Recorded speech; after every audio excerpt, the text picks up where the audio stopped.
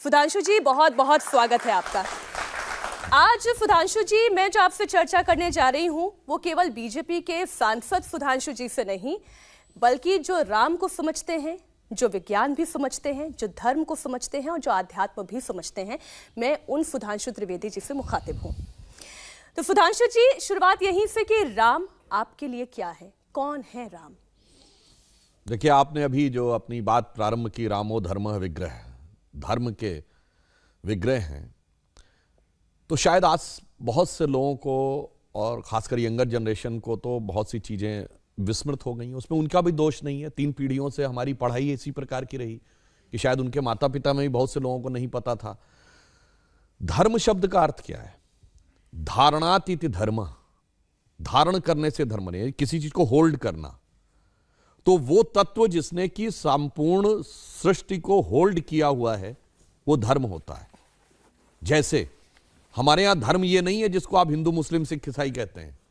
हमारे यहां धर्म ये है, सूर्य का अपना धर्म है कि वो निकलता रहेगा, पृथ्वी का अपना धर्म है कि वो चलती रहेगी, ऋतुओं का अपना धर्म है। उसी प्रकार राम क्या है? राम शब्द का संस्कृत में जो उत्पत्ति है वो रम धातु से है। जो रम हिंदी, संस्कृत और अधिकांश भारतीय भाषाओं में यह प्रयोग होता है। रमने का अर्थ होता है सेटल होना। आपने शब्द सुना होगा ना, रमता जोगी, रमता जोगी बहता पानी। बहुत मन रम रहा है इसमें, लोग कहते हैं बहुत रमे हुए हो इसमें। रमणीक स्थान यानी वो चीज जिसमें आप सेटल हो जाएं।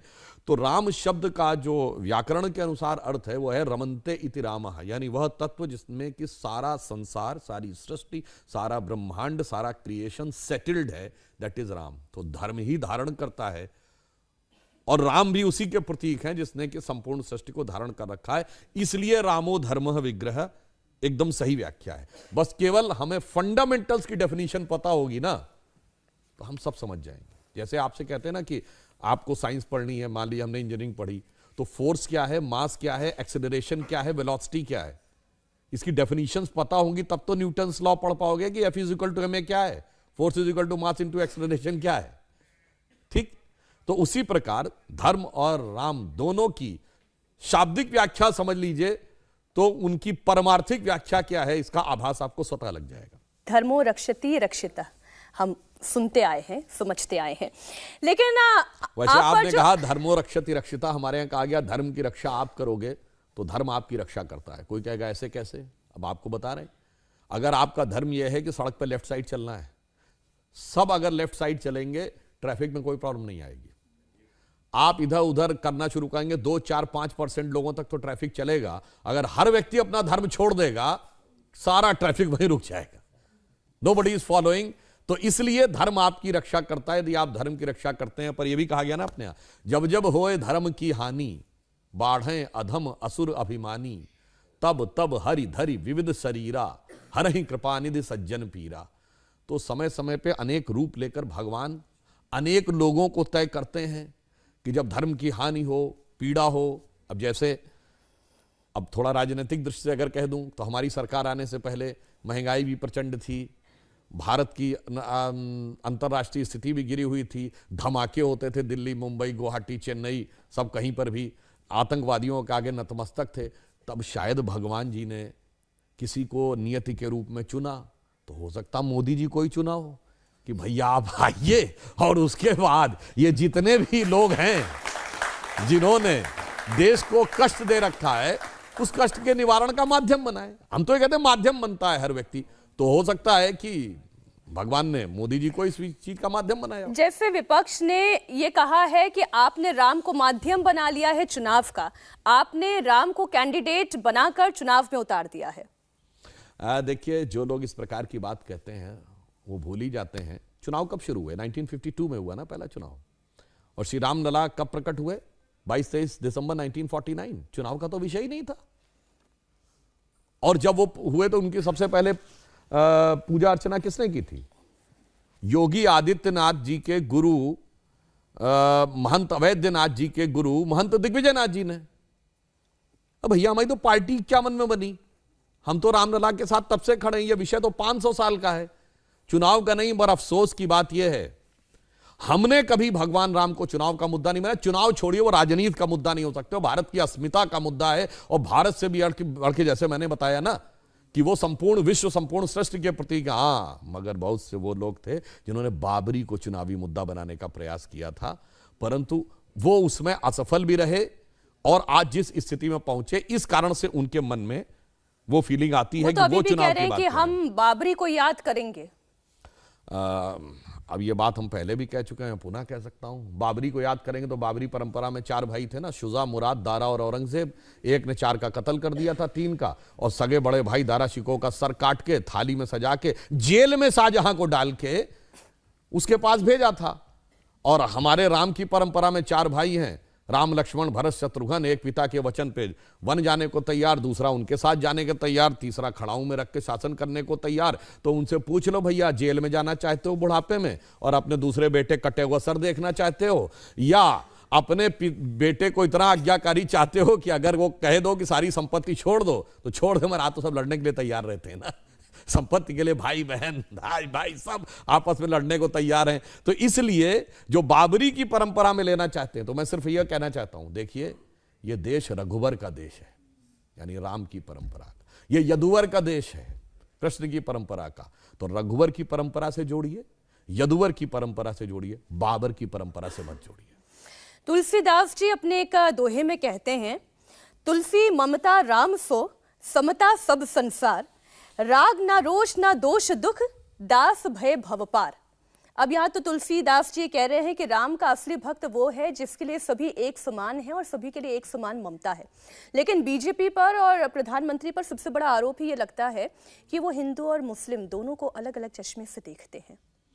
देखिए, राम सबको समान रूप से देखते हैं और राम को ही समान रूप से देखना चाहिए। हिंदू मुस्लिम के चश्मे से कौन देखता है?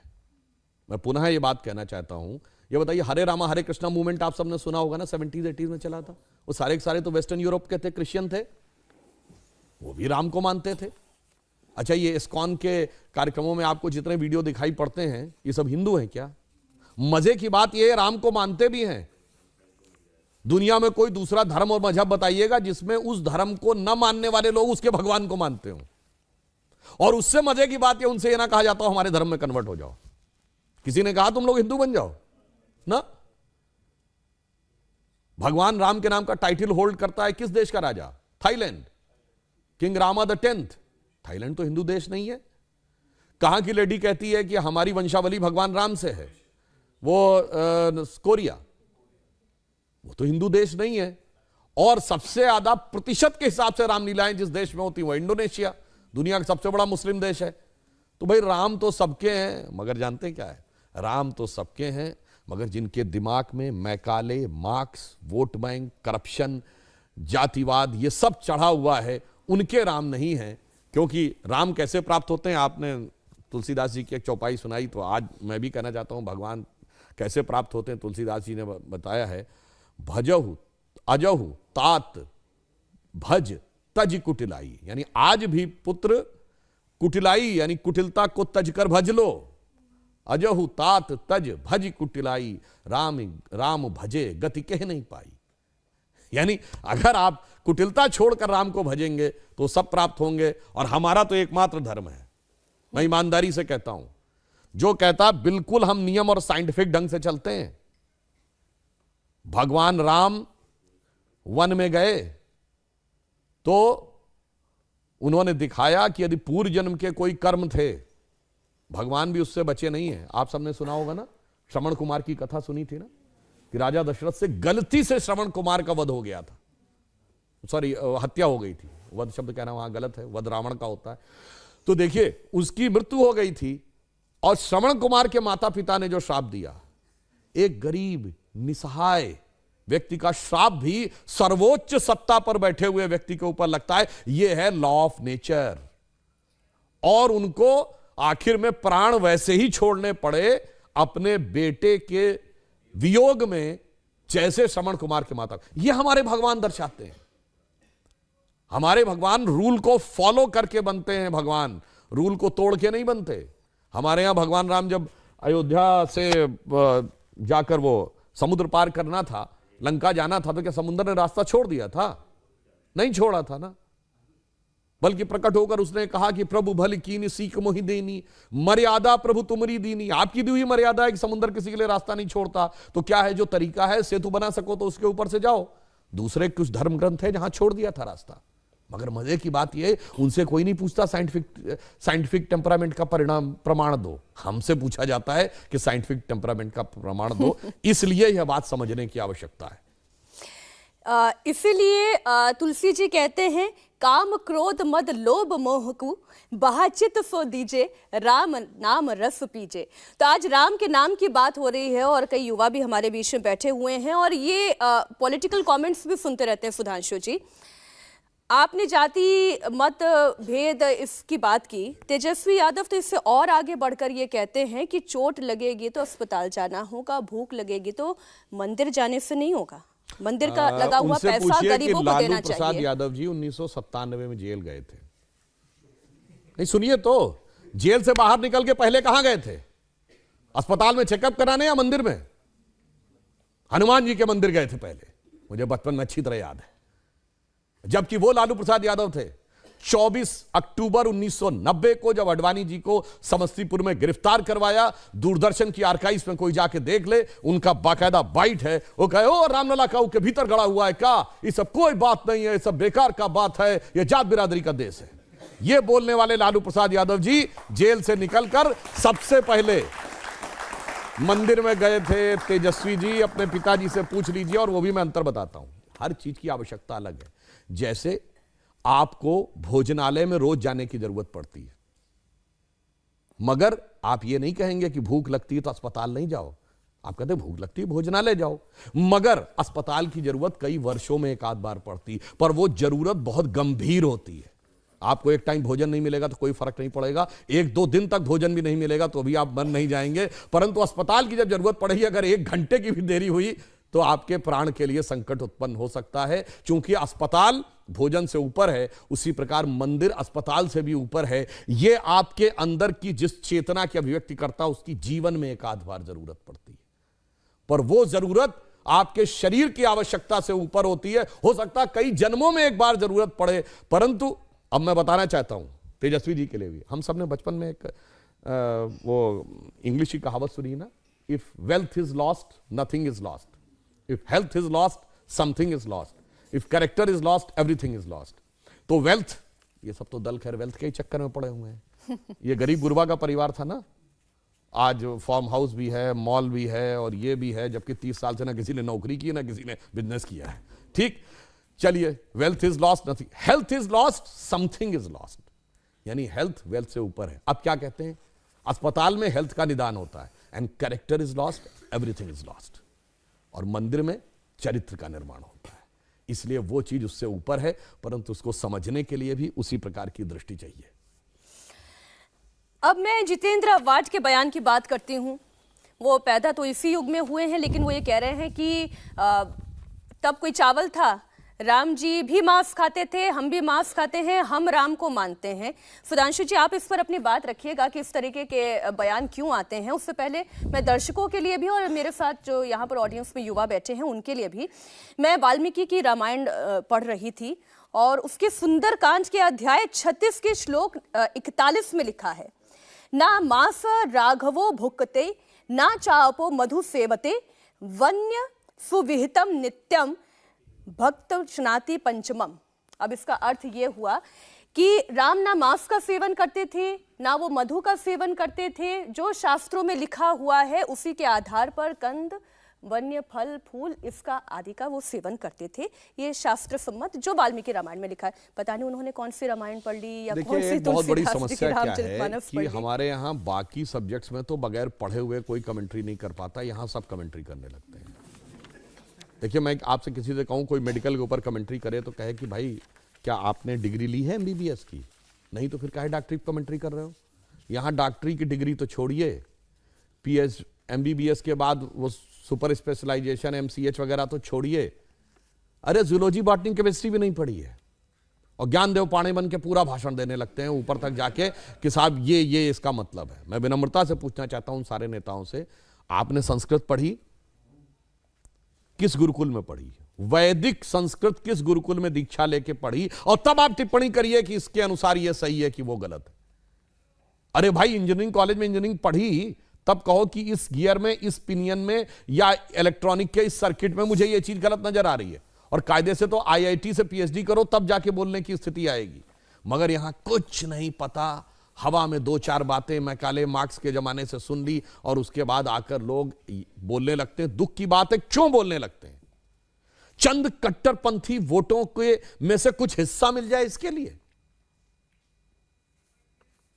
मतलब एक समुदाय की भी बात नहीं कर रहा हूं, उस समुदाय के केवल कट्टरपंथी तबके को संतुष्ट करने के लिए आप अपने भगवान को भी लांछित करने में और अज्ञान होने के बावजूद निर्लज्जता से लांछित करने में पीछे नहीं हटते। यह अपने आप में दुखद बात है। और मैं तो उनके लिए कहना चाहूंगा, छत्रपति शिवाजी महाराज, जिसको पूरे भारत के वो आदर्श पुरुष हैं और महाराष्ट्र में तो सबसे ज्यादा माना जाता, उनके नेता शरद पवार जी जानता राजा नाटक का खूब मंचन करवाते थे। तो छत्रपति शिवाजी महाराज की शिवा बावनी ग्रंथ है, जो उन्हीं के जमाने में लिखा गया, उनके राजकवि भूषण ने। तो उन्होंने तो लिखा है कि मोड़ राखे मुगल मरोड़ पातशाह राखे, और राम नाम रख निज रसना सुघर में। यानी अपने जिह्वा पर, रसना कहते हैं जिह्वा पे, सुंदर जिह्वा पर भगवान राम का नाम रख के मोड़ राखे मुगल, मुगलों को मरोड़ रखा, मोड़ रखा, मरोड़ राखे पातशाह। पातशाह अकबर, ओ सॉरी औरंगजेब का नाम था ना, पातशाह गाजी जिंदा पीर। राम नाम रख निज रसना सुधर में, और बैरिन की हद राखी तेग बल शिवराज। शत्रुओं को तलवार के दम पर अपनी हद में रखा, और देव राखे देवल स्वधर्म राख्यो घर में। यानी देवल अर्थात देव स्थानों में देवताओं को सुशोभित किया और अपने घर में अपने स्वधर्म को स्थापित किया। मैं उनसे पूछना चाहता हूं, भाई पवार साहब, आप जवाब दीजिए। तो आप तो छत्रपति शिवाजी के आराध्य का इतना बड़ा अपमान करने में लग गए, जिसको उन्होंने धारण करके ये किया। मगर अफसोस की क्या बात बताएं, आज भी वही स्थिति है। मोदी जी के राज में क्या हो रहा है? ये मुगलिया मानसिकता वाले मुड़े हुए हैं। जो पातशाह गाजी जिंदा पीर वाले कहते थे, वो तुड़े हुए हैं। ठीक, और भारत विरोधी अपने हद में हैं, और देव स्थान में देवता सुशोभित हो रहे हैं। भव्य राम मंदिर देखिए, काशी विश्वनाथ का कॉरिडोर देखिए, आप महाकाल का कॉरिडोर देखिए, और यत्र तत्र सर्वत्र देखिए, और अपने अपने घर में धर्म की का दीपक 22 जनवरी को जलता दिखेगा। इसलिए मैं कह सकता हूं, आज अरुण गगन पर महाप्रगति का अब ये मंगल गान उठा, करवट बदला अंगड़ाई ली, सोया हिंदुस्तान उठा।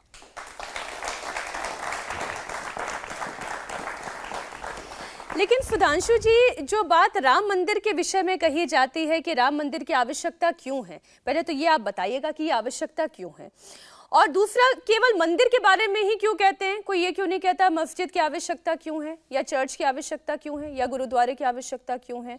ये आप लोगों के भी मन में कभी सवाल आता होगा, हाँ? क्यों, ऐसा क्यों है? उसका कारण ये है कि देखिए, मैं आपको बात बताऊं, दुनिया में बहुत सारी शक्तियां काम कर रही हैं।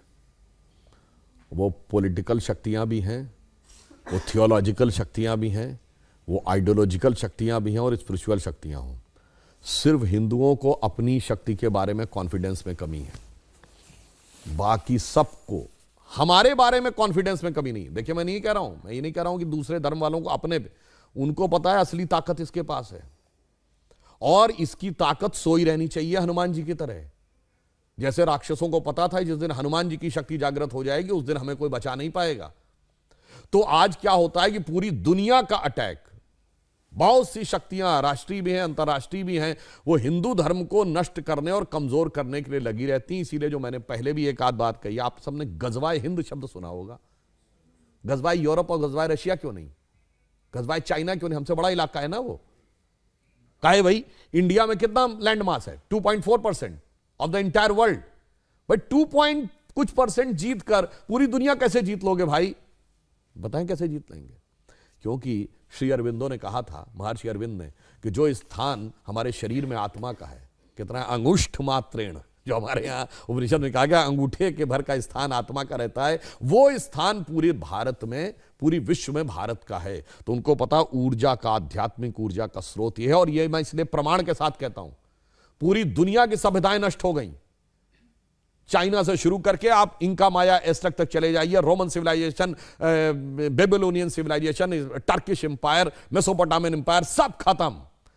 रशीदन खलीफत, अब्बासी खलीफत, उमैयद खलीफत खत्म, इजिप्ट का एम्पायर खत्म। आज सिर्फ हिस्ट्री में हम एकमात्र शाश्वत जीवित हैं, क्योंकि हम आत्मा हैं, इसलिए हम नष्ट नहीं होते, और उनको पता है इसी आत्मा पे कब्जा करना है। इसीलिए क्यों, उसका मैं उत्तर देता हूं अटल जी की पंक्ति से। अटल जी ने कहा था, दुनिया का इतिहास पूछता रोम कहां यूनान कहां है। दुनिया का इतिहास पूछता रोम कहां यूनान कहां है। घर घर में शुभ अग्नि जगाता वो उन्नत ईरान कहां है। दीप बुझे पश्चिमी जगत के छाया, जब बर्बर अंधियारा, तभी चीर कर तम की छाती चमका हिंदुस्तान हमारा।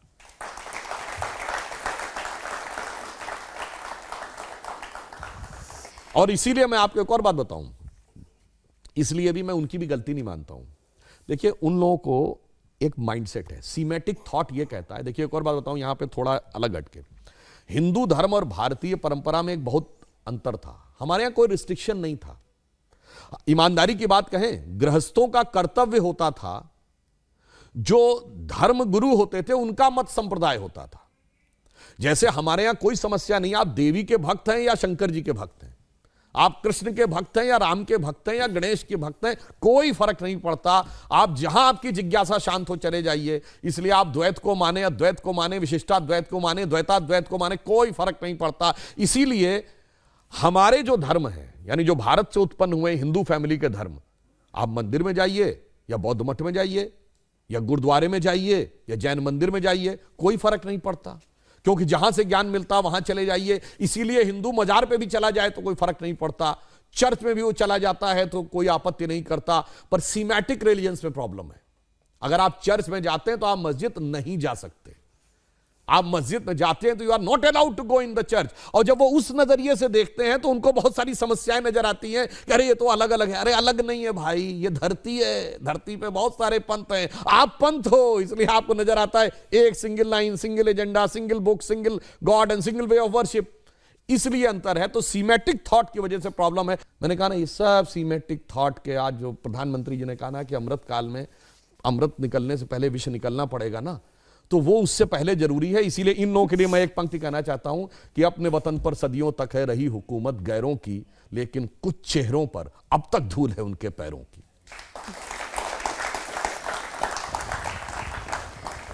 लेकिन जेडीयू बड़ी क्लियर है आपको लेकर और आपकी पार्टी को लेकर। जेडीयू ये कहती है कि आपने तो राम को हाईजैक कर लिया है। जेडीयू ये कहती है कि मंदिर बीजेपी की कृपा से थोड़ी ना बना है, ये तो सुप्रीम कोर्ट के आदेश से बना है, तो आप इसे हाईजैक करने की कोशिश क्यों कर रहे हैं? देखिए, राम तो इतने हाई हैं कि उनको जैक कोई कैसे कर सकता है। ये जो कह रहा उसकी बुद्धि पे तरस आता है?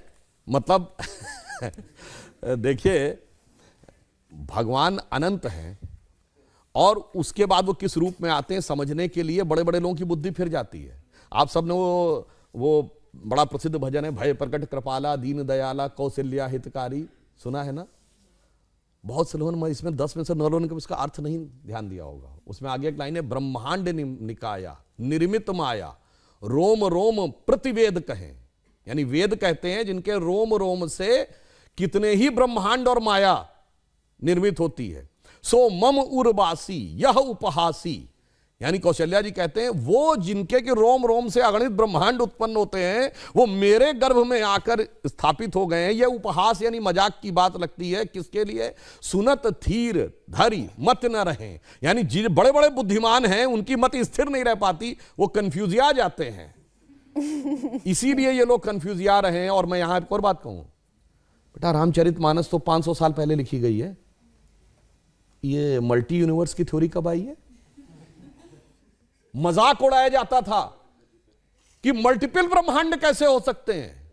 आज मिशियो काकू की पैरेलल यूनिवर्स पढ़िए जाके, जापानीज ओरिजिन का अमेरिकन साइंटिस्ट है। कार्ल सेगन सबसे बड़ा कॉस्मोलॉजिस्ट है, उसकी किताब कॉस्मोस पढ़िए जाके। आप तो और इसके अलावा वो ये कह रहे हैं कि अब, और उसने फिर ऐसा नहीं है, हम कहेंगे आप कहेंगे ठीक है यहां लिखा हुआ है मल्टीपल यूनिवर्स, वो आप उसको कनेक्ट कर रहे हैं खामखा में। कार्ल सेगन का वीडियो जाके देखिए, उसने लिखा हुआ है only the ancient calculation of ancient Hindus matches with the modern scientific cosmological calculation. आप लोगों में से अगर किसी के मन में प्रश्न है तो एक प्रश्न मैं ले सकती हूँ, आप कौन पूछना चाह रहे हैं? आप। नमस्कार सर, मेरा नाम शिखा मिश्रा है। हमारी जो युवा पीढ़ी है और जो आने वाली पीढ़ियां हैं, हमने श्री राम की और सनातन धर्म की एक अलग ही परिभाषा बनाई हुई है आजकल, वो जय श्री राम सुन के और मूवीज़ वगैरह देख के। तो आपसे मैं जानना चाहूँगी कि हमारे लिए कौन सा सही तरीका होगा जिससे हम प्रभु राम को जान पाएँ जो प्रभु श्री राम हैं। देखिए, जो आपने बात कही वो सही बात है। मूवीज़ में एक इमेज बनी हुई है कि टीका लगाए, कंठी माला पहने और धोती कुर्ता पहने व्यक्ति विलेन ही होगा, ये तय मान लीजिएगा। और इतना ही नहीं, धर्माचार्य तो धूर्त होगा। इतना ही नहीं, प्रोफेसर मजाक का पार्ट होगा। पढ़ने लिखने वाला छात्र बेवकूफ होगा, वो चतुर महालिंगम होगा।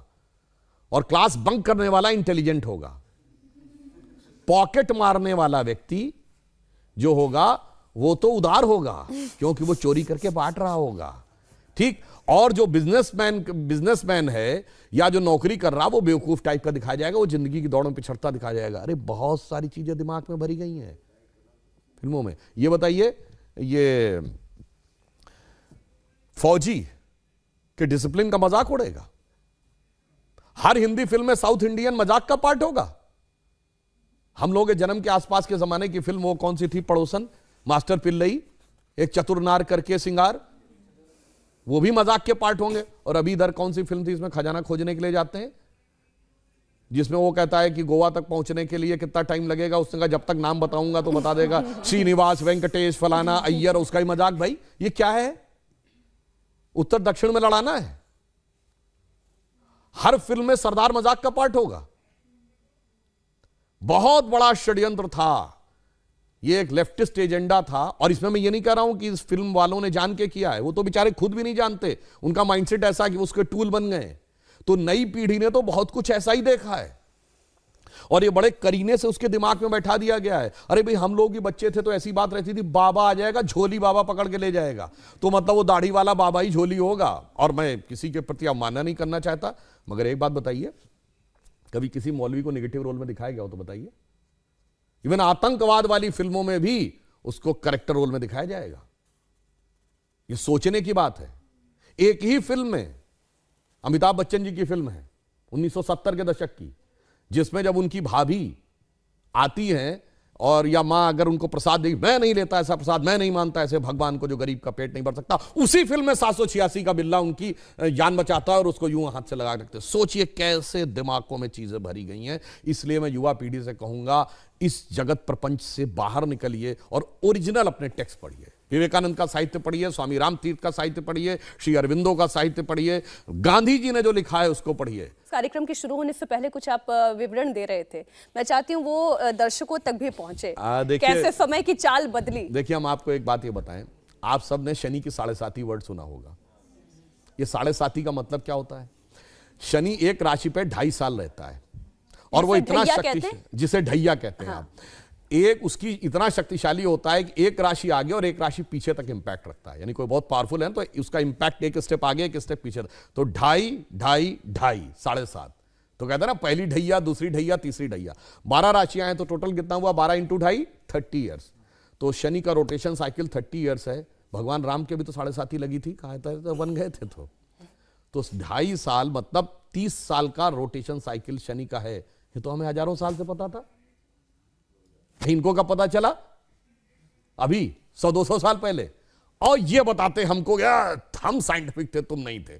मेरे भाई, तुमने तो कहा सूर्य पृथ्वी के चारों ओर घूमता है। और मजे की बात जानते क्या है? गैलीलियो ने कहा 1633 में कि सूर्य पृथ्वी के चारों ओर घूमता है। यह गलत है, पृथ्वी सूर्य के चारों ओर घूमती है। तो उसको कह दिया गया कि तुम्हारी मौत की सजा दे दी जाएगी। उसने माफी मांगी, उसको अपराधी चर्च का घोषित किया गया। चर्च का अपराधी, और वो चर्च के अपराधी की श्रेणी में जानते कब तक रहा है? 1992 तक। पोप जॉन पॉल II ने उसका नाम हटवाया। वरना जिस जमाने में स्पेस में सैटेलाइट पहुंच गया, आदमी 69 में चांद पहुंच गया, और तब तक वो इस बात के लिए दोषी था। मगर कोई नहीं कहता उनसे कि आपके धर्म में कोई आपत्तिजनक बात लिखी हुई है, इसे हटाने की आवश्यकता है। मगर जहां सबसे साइंटिफिक बातें लिखी हैं, वहां पे लोग कहते हैं कि इसमें हटाने की आवश्यकता, उसको हटा। इस षड्यंत्र को समझना चाहिए। इस षड्यंत्र को आप भली भांति समझें तो आपको समझ में आएगा कि जो सभ्यता सर्वाधिक उदार है, उसी सभ्यता के साथ सबसे अधिक छल किया जाता है, जिसे हम कहना चाहेंगे आजादी का अमृतकाल है।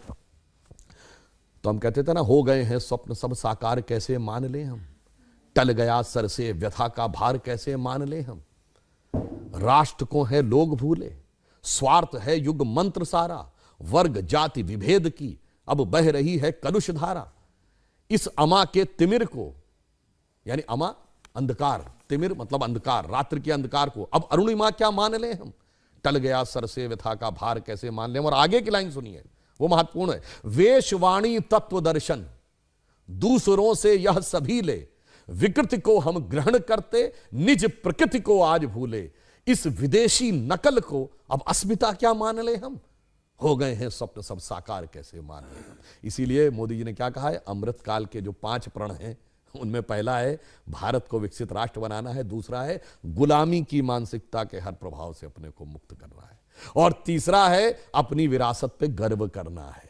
इसीलिए गुलामी की इस मानसिकता से बाहर निकलिए तो नया भारत दिखेगा, जिसके लिए हम कह सकते हैं कि स्वप्न देखा था कभी वो आज हर धड़कन में है, और एक नया भारत बनाने का इरादा मन में है। सुधांशु जी, मैं एक बार फिर से रामायण पे, राम पर आपको लेकर आ रही हूं। नौमी तिथि मधुमास पुनीता, शुक्ल पक्ष अभिजित हरिप्रीता। ऐसा मुहूर्त था, ऐसा समय था, रघुकुल में उनका जन्म हुआ, राजपाट उन्हें विरासत में मिला, सब कुछ जिसे कहें कि सुमंगल था। इसके बावजूद अलग अलग पथ पर राम जी को दुख भी झेलने पड़े, कष्ट भी झेलने पड़े, परीक्षा भी देनी पड़ी, वो वनवासी भी हुए। आज के युग में अगर किसी को सत्ता विरासत में मिल जाए तो कौन सड़कों पर घूमता है, लेकिन राम तो वन में भी घूमे। आज के युग में अगर इसे हम रिप्रेजेंट करना चाहें, कैसे करें? देखिए, यदि भगवान राम का जन्म केवल रावण के वध के लिए हुआ था तो बहुत सहज था, अयोध्या के राजा के रूप में उत्पन्न हुए थे, अयोध्या की सेना लेके जाते, मार देते, परंतु इससे धर्म की स्थापना नहीं होती थी। प्रभु ने जो पूरी लीला की है वो किस लिए की? भाई समाज में कॉन्फिडेंस नहीं आता, उसका एक सामाजिक संदेश समझिए। लोग कहते हैं अरे भाई आपके पास पावर थी, आप किंग थे, आप उससे लड़ लिए, हमारे पास पावर थोड़ी है। जैसे मैं याद दिलाना चाहता हूं, गुरु तेग बहादुर को जब जेल में रखा गया था तो उनके शिष्यों ने जाकर कहा कि आपके पास तो चमत्कारिक शक्तियां हैं, आप जेल से बाहर आ सकते हैं, तो क्यों अपना सेक्रीफाइस कर रहे हैं? उन्होंने कहा मेरे अंदर शक्तियां, मैं बाहर आ जाऊंगा तो लोग सोचेंगे कि गुरु के पास तो शक्ति थी, तो गुरु जी बाहर आ गए, हमारे पास थोड़ी। जब मैं अपना बलिदान करूंगा तो समाज के अंदर वो भाव आता है कि बलिदान करके भी अपने पथ के ऊपर रहना है। तो भगवान राम राजा राम बन के महान नहीं हुए, वनवासी राम बन के महान हुए। बड़ा इलाका जीत के महान नहीं हुए, Genghis Khan the great, Alexander the great, बड़ा बड़ा को मरवा दिया लाखों लोगों को, कहे उसके बाद ग्रेट। हमारे यहां उतना बड़ा आदर्श देकर, और आप देखिए उसके बाद क्या हुआ, निषाद राज का राज्याभिषेक हुआ, माता शबरी का सम्मान हुआ, सुग्रीव का राज्याभिषेक हुआ, वानर, रीछ, भालू, समाज के सबसे जो पीछे की पंक्ति में खड़े हुए लोग थे सबको इकट्ठित करके उस समय की सबसे बड़ी शक्ति विश्व की रावण, उसको पराजित किया। यानी समाज के कण कण में शक्ति का संचार, सबके अंदर कॉन्फिडेंस पैदा करना, तब जाके धर्म की स्थापना होती है। इसीलिए आज देखिए, आज भी संयोग देखिए कि भाई जब हमने श्री राम जन्मभूमि का शिलान्यास हुआ 9 नवंबर 1989 को, तो आपको पता है कि जो शास्त्रीय विधान है शिलान्यास का, उस ग्रंथ का नाम है समरांगण सूत्रधार। उसके अनुसार 4 ईंटें रखी जाती है, नंदा, भद्रा, जया, पूर्णा। उससे पहले एक 5वीं ईंट किससे रखवाई गई? कामेश्वर चौपाल से, जो कि आज जो लोग राजनीति करते हैं उसके हिसाब से तथाकथित निचली जाति के, हम तो किसी को नीचा नहीं मानते। तो साहब वहां से शुरू हुआ। जब जजमेंट आया तो हमारे राष्ट्रपति कौन थे? श्री रामनाथ कोविंद, जो अनुसूचित जाति वर्ग से थे। और अब जब उद्घाटन हो रहा है तो हमारी राष्ट्रपति कौन है? द्रौपदी मुर्मू जी, जो अनुसूचित जनजाति से पहली राष्ट्रपति है। और हमारे प्रधानमंत्री कौन है? श्री नरेंद्र मोदी जी, जो पिछड़े वर्ग से हैं। और फिर इतना ही नहीं हुआ है, 4 करोड़ लोगों को, गरीबों को आवास भी मिला है, जिसमें 3 करोड़ गरीब महिलाओं को मालिकाना हक रजिस्ट्री में मिला। मैं चुनौती करता हूं, 2014 से पहले गरीब वर्ग की 3 करोड़ महिलाएं नहीं थी जिनके की रजिस्ट्री में उनका नाम लिखा हुआ हो। फिर इतना ही नहीं हुआ है, 11 करोड़ लोगों को शौचालय भी मिला है, हर गांव में बिजली पहुंची है, नई संसद भवन भी बनी है, भारत 5वीं बड़ी अर्थव्यवस्था बना है, 4था बड़ा स्टॉक एक्सचेंज बना है, तीसरा बड़ा ऑटोमोबाइल मैन्युफैक्चरर बना है। अगर अभी आपने डाटा पढ़ाओ तो जो पिछले हफ्ते का डाटा आया है, इस साल 41 लाख लोगों ने कार खरीदी है। तो मिडिल क्लास की स्थिति मजबूत हुई तभी तो 41 लाख लोगों ने कार खरीदी है। भारत में 7.5 करोड़ परिवार ऐसे हो गए जिनके पास कोई ना कोई ऑटोमोबाइल है।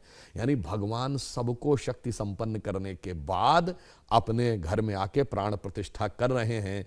जो राम के काल में हुआ था वो मोदी जी के इस शासन काल में राम मंदिर के निर्माण के काल में हो रहा है। इसीलिए राम को समझना इतना सहज नहीं है। जो तुलसीदास ने लिखा है, तात राम नहीं नर भूपाला, भुवनेश्वर कालहु कर काला। ये काल से भी परे हैं और ये संपूर्ण विश्व के स्वामी हैं। तो ये जब उठते हैं तो संपूर्ण राष्ट्र समाज सभी को साथ में लेके उठते हैं। और अब तो देखिए ऐसा उठ गए कि जो कहते थे कि परिंदा पर नहीं मार पाएगा, वो कहते हैं मेरे पास इनविटेशन कब आएगा। इसलिए तुलसीदास जी की ही बात के साथ आज कि मैं इस कार्यक्रम का समापन करती हूँ। सुधांशु जी, तुलसी भरोसे राम के निर्भय होकर सोए, निर्भय होकर सोए। अनहोनी होनी नहीं, होनी हो सो होए। तो ये होनी लिखी थी, राम जी का भव्य मंदिर बनना था। देखिए हमारे यहाँ कहा गया, हुई है वही जो राम रचि राखा, को करी तर्क बढ़ावे शाखा। यानी जो तय है वही होता है। और वैसे ऑन द लाइटर नोट में ये भी कह दूं, जब से शाखाएं ज्यादा लगने लगी तब से आप देखिए कि राम का प्रभाव भी बढ़ता हुआ नजर आने लगा है संपूर्ण देश के लिए। और अंत में मैं ये भी बात कहना चाहता हूं, देखिए आप बिल्कुल आश्वस्त रहिए कि भारत का समय आ गया है। मैंने इसलिए कहा ना, राम मंदिर इतना तब क्यों उठ के आ रहा था। कुछ आप ऐसे समझ लीजिए, आप में से शायद बहुतों ने अगर रामचरितमानस पढ़ी हो, तो जब भगवान राम अयोध्या में आए थे तो भगवान शंकर और पार्वती उनकी स्तुति में एक गीत कहते हैं। ध्यान है आप में से किसी को?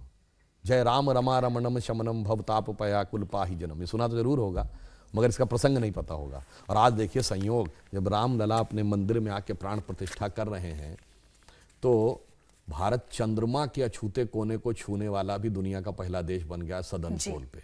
और उसका नाम भी मोदी जी ने पॉइंट शिव शक्ति रख दिया है। तो मानो, मैं इसको साहित्यिक ढंग से कह रहा हूं, मानो चंद्रमौली भगवान शंकर शिव और पार्वती वो शिव शक्ति पॉइंट चंद्रमा से भी आशीर्वाद दे रहे हो कि जय राम रमा रमणम शमनम भवताप भयाकुल पाहि जनम। सुधांशु जी बहुत बहुत धन्यवाद समय देने के लिए। पर अंत में एक बात और कह दूं साहब, हम अपने बचपन में एक लाइन सुनते थे और आज लगता है कि उससे मुक्ति मिली। वो ये थी कि कहीं सुनते हो राम तेरी पीढ़ियों का नाम, कायरों की सूची में जोड़ देना चाहिए। और तेरे भी जो दर्शन पे मंदिर पे प्रतिबंध लगा हो तो हिंदू कहलाना हमें छोड़ देना चाहिए। परंतु आज जब ये भव्य मंदिर में आके वो विराज रहे हैं तो हमें लगता है कि अब जो हम लोगों ने राम जन्मभूमि आंदोलन के समय वो पंक्ति कही थी ना, जन जन के मन में राम रमे और प्राण प्राण में सीता है, हर हृदय की धड़कन रामायण, पग पग पर बनी पुनीता है। यदि राम नहीं है श्वासों में तो प्राणों का घट रीता है, यानी खाली है। इसलिए नरनाहर श्री पुरुषोत्तम का हम मंदिर भव्य बनाएंगे। सौगंध राम की खाते हैं, हम मंदिर वहीं बनाएंगे। आज सौगंध पूरी हो रही है। बहुत बहुत धन्यवाद सुधांशु त्रिवेदी जी, इंडिया टीवी को समय देने के लिए।